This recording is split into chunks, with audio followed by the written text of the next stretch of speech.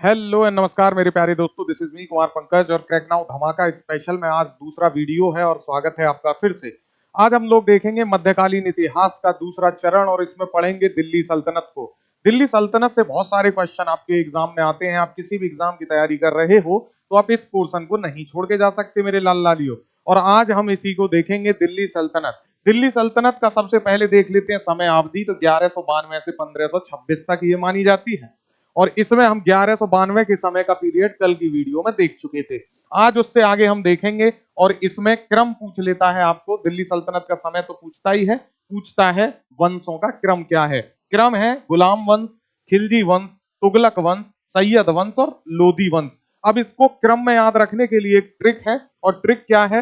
गुलाब खिला। क्या याद रखेंगे? गुलाब खिला। ठीक है, गुलाब खिला तुम से लो। ठीक है, गुलाब खिला तुमसे लो जी, यानी तुमको देखा तो दिल में गुलाब खिल गया। गुलाब खिला तुमसे लो जी, तुमसे देख के दिल में जो है गुलाब खिल गया, दिल गार्डन गार्डन हो गया। तो गुलाब से हो गया गुलाम। ठीक है, क्या हो गया? गुलाब से गुलाम हो गया, इतना याद रखिए। खिला से खिलजी वंश हो गया, तुम से तुगलक वंश हो गया, सई से सैयद वंश हो गया और लो से लोधी वंश हो गया। ट्रिक याद रखेंगे, गुलाब खिला तुमसे लो जी, गुलाम वंश, खिलजी वंश, तुगलक वंश, सैयद वंश और लोधी वंश।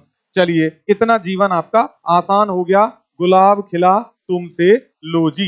उसके बाद गुलाम वंश 1206 से 1290, खिलजी वंश 1290 से 1320, तुगलक वंश 1320 से 1414, सैयद वंश 14 से 14 से 1451, लोधी वंश 14 से 51 से 1526। ये इनकी समय अवधि है। इसमें एक चीज और पूछता है मेरे लाल लालियो कि कौन से वंश ने सबसे अधिक समय तक शासन किया और कौन से वंश ने सबसे कम समय तक शासन किया।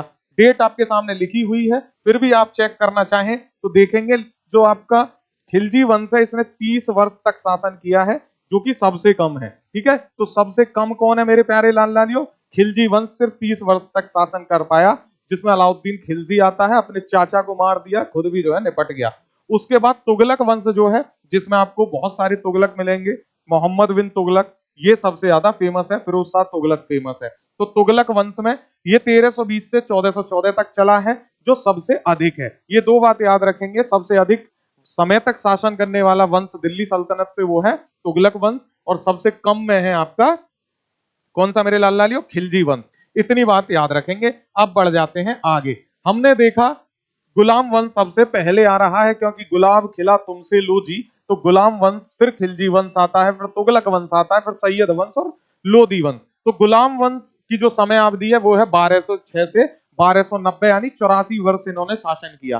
गुलाम वंश का संस्थापक पूछेगा मेरे प्यारे बच्चों, तो आपने संस्थापक बता देना है इसका कुतुबुद्दीन ऐबक। कौन बता देना है? कुतुबुद्दीन ऐबक। ये जो है गौरी का गुलाम था, कुतुबुद्दीन ऐबक, और इसने स्थापना की है, इसीलिए इस वंश का नाम पड़ गया गुलाम वंश। ठीक है, गुलाम वंश क्यों है? क्योंकि ये किसी के गुलाम थे और गुलाम होने के बाद इन्होंने जो है अपने वंश की स्थापना की कुतुबुद्दीन ऐबक ने, जिसका अपना शासनकाल रहा 1206 से 1210, यानी 4 साल में ही ये निपट लिया। उसके बाद आएंगे इल्तुतमिश। तो ध्यान रखना, कुतुबुद्दीन ऐबक संस्थापक है गुलाम वंश का। इसने कभी भी सुल्तान की उपाधि धारण नहीं की। बहुत बार पूछा जाएगा ये क्वेश्चन, बहुत बार, कि ऐबक ने सुल्तान की उपाधि धारण की कि नहीं? नहीं की, इसने नहीं की, क्योंकि गुलाम था। तो इसलिए शासन सत्ता तो चलाते रहा, लेकिन कभी भी इसने सुल्तान की उपाधि धारण नहीं की। राजधानी इसके समय कहां थी मेरे प्यारे बच्चों? लाहौर में थी। इसके समय में राजधानी कहां थी?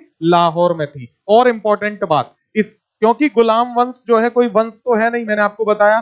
गुलाम वंश क्या है? बेसिकली ये गुलाम थे गौरी के या अन्य तुर्कों के। तो ये भी जो है गुलाम थे, इसलिए इनका गुलाम वंश पड़ गया। लेकिन इनको सही तरीके से कुछ बोला जाएगा तो वो ममलूक कहलाएंगे। क्या कहलाएंगे? ममलूक सुल्तान कहलाएंगे, क्योंकि ये सब अलग अलग थे, है ना। सब ये गुलाम वंश कोई एक वंश नहीं चले आ रहा है, ये सब अलग अलग लोग हैं। इनके माता पिता भी अलग हैं, क्योंकि आप देखोगे गुलाम का ये जो हम ऐबक पढ़ रहे हैं, ये अलग गुलाम है। इल्तुतमिश इससे बिल्कुल अलग है, ये आपस में एक दूसरे से ब्लड रिलेशन में नहीं जुड़े हुए हैं।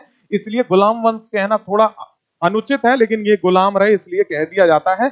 वैसे इनको ममलूक सुल्तान भी कहा जाता है, जो गुलाम वंश से संबंधित जितने भी नाम आप पढ़ोगे, ये बात भी ध्यान रखना। असल में क्या, जैसे मुगल वंश पढ़ते हो तो मुगल तो एक दूसरे की संतानें हैं, वो तो उस क्रम में चले आ रहे हैं, लेकिन गुलामों में वैसा नहीं है। ये सब अलग अलग लोग हैं जो अलग अलग अपनी सत्ता बना रहे हैं और राज कर रहे हैं। चलिए आ जाइए। ऐबक के बारे में हमने कहा कभी सुल्तान की उपाधि धारण नहीं की, राजधानी इसकी लाहौर थी। दूसरी बात ऐबक के बारे में, ये दो नामों से रहा, क्योंकि इसने कभी सुल्तान की उपाधि धारण नहीं की तो ये अपने आप को या तो मलिक कहता था या सिपह सलार कहता था, सुल्तान नहीं कहता था। किसका?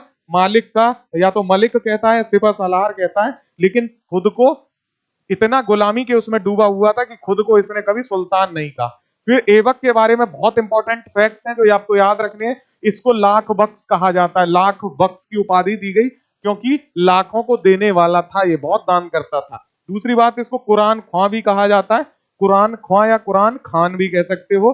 कुरान का पाठ करने वाला ये था, बहुत सुरीली आवाज में कुरान का पाठ करता था कम उम्र से, इसलिए इसको कुरान ख्वां भी कहते हैं। दूसरी बात, कुतुब, अब इसने कुछ निर्माण कराए हैं जिसमें कुतुब उल इस्लाम मस्जिद का इसने निर्माण करवाया। आप बताइए मुझे ये कहां पे है? ठीक है, आपके लिए ये क्वेश्चन है क्योंकि ये पूछे जाते क्वेश्चन है। तो कुतुब उल इस्लाम मस्जिद का निर्माण कुतुबुद्दीन ऐबक ने करवाया मेरे लाल लालो, ध्यान रखिएगा। 2.5 दिन का झोपड़ा का निर्माण भी इसी ने कराया है, ये बात भी याद रखेंगे। और जो कुतुब मीनार है उसका निर्माण कार्य भी इसी ने शुरू कराया, जिसे बाद में इल्तुतमिश ने निर्माण करवाया, और उसमें फिरोज शाह तुगलक भी चौथी मस्जिद जो है मंजिल का निर्माण कराते हैं, मरम्मत भी होती है। तो इसमें ध्यान रखिएगा, उस कुतुबुद्दीन जो कुतुब मीनार है कुतुबुद्दीन ऐबक ने ही उसका निर्माण कार्य शुरू किया। इतना, फिर इसकी जो है मृत्यु हो गई चौगान खेलते हुए, पोलो खेलते हुए। चौगान कहते हैं, पोलो भी कहते हैं आजकल। तो पोलो खेलते हुए या चौगान खेलते हुए किस सुल्तान की मृत्यु हुई?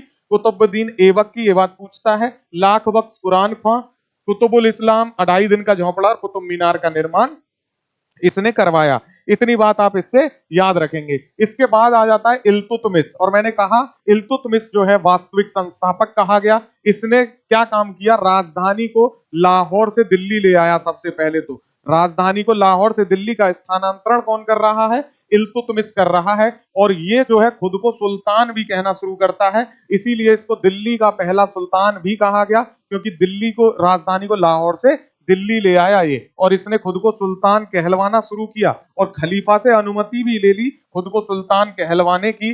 गुलामों का गुलाम भी कहा जाता है इसे, क्योंकि देखिए ऐबक गुलाम था गौरी का और ये गुलाम था ऐबक का, तो इसलिए गुलाम का गुलाम कहा गया इल्तुतमिश को। बहुत इंपॉर्टेंट क्वेश्चंस हैं ये सारे जितने मैं आपके साथ डिस्कस कर रहा हूं, और गुलामों का गुलाम इल्तुतमिश है मेरे प्यारे बच्चों। ठीक है, वास्तविक संस्थापक है ये मैंने बता दिया, क्योंकि ये लाहौर से दिल्ली ले आया, खुद को सुल्तान कहलवाना शुरू कर दिया। इलबरी जनजाति का तुर्क है ये, इलबरी जनजाति का तुर्क, ठीक है, तुर्क है ये बेसिकली इल्तुतमिश। सुल्तान के पद की स्वीकृति ले ली इसने खलीफा से कहा कि मैं जो है सुल्तान कहलाऊंगा, और खलीफा तैयार हो गया, खलीफा को खिला पिला दिया होगा इसने। भ्रष्टाचार उस समय भी जोरों पे था। इल्तुतमिश के बारे में महत्वपूर्ण फैक्ट्स हैं। इकता व्यवस्था की शुरुआत इसने की, बहुत इंपॉर्टेंट है। चहलगानी, ठीक है, अमीर चहलगानी बोलते हैं इसको, ये आपने पढ़ा होगा। चहलगानी प्रारंभ की इल्तुतमिश ने। चंगेज खां का डर इसको सताने लगा। इसके समय में जो तेमुचिन, चंगेज खां का नाम था मंगोल का, मंगोलिया का, तो चंगेज खां जो है भाग के आ रहा था इनके यहाँ, और किसी एक व्यक्ति था जिसका नाम था मेरे प्यारे बच्चों मंगबरनी। क्या नाम था? ख्वारिज्म शाह का बेटा था मंगबरनी, और ये जो चंगेज खां है उसके पीछे लगा हुआ था मंगबरनी। और जब भारत में सिंध की तरफ से प्रवेश करने लगा तो इसने कह दिया कि इल्तुतमिश ने कि हम तुम्हारी कोई सहायता नहीं करेंगे, है ना, हम तुम्हारी कोई सहायता नहीं करेंगे। इल्तुतमिश ने मना कर दिया, तो उस वजह से खतरा टल गया। नहीं तो तेमुचिन या चंगेज खां हो सकता है कि इल्तुतमिश पे भी, भारत पे भी आक्रमण कर देता। तब इसे लगा कि जो है अमीर चहलगानी शुरू कर देना चाहिए, तो ये भी इन्होंने किया। शुद्ध अरबी के सिक्के इसने प्रारंभ किए हैं, ये ध्यान रखिएगा।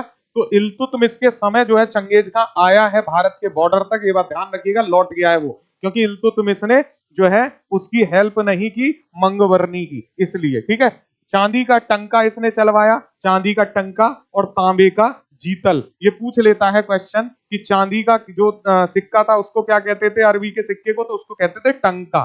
चांदी वाले को टंका कहते थे और तांबे वाले को जीतल कहते थे। मेरे प्यारे बच्चों, ये बात भी आपको याद रखनी है। इल्तुतमिश के बारे में इतना फैक्ट्स याद रखोगे तो जीवन आसान हो जाएगा। ठीक है, और आज इतना ही हम करेंगे। अगली वीडियो में फिर हम रजिया सुल्तान, बलबन आदि को पढ़ेंगे, जो कि पार्ट 3 होगा। वीडियो पसंद आ रही है तो शेयर सब्सक्राइब तुरंत कर दो। कसम है आपको अपने वालों की, अगर आपने ऐसा नहीं किया तो आप सपोर्ट करिए। बाकी हम पढ़ा ही रहे हैं। इतना वीडियो देखा उसके लिए thank you. Have a good day. जय हिंद।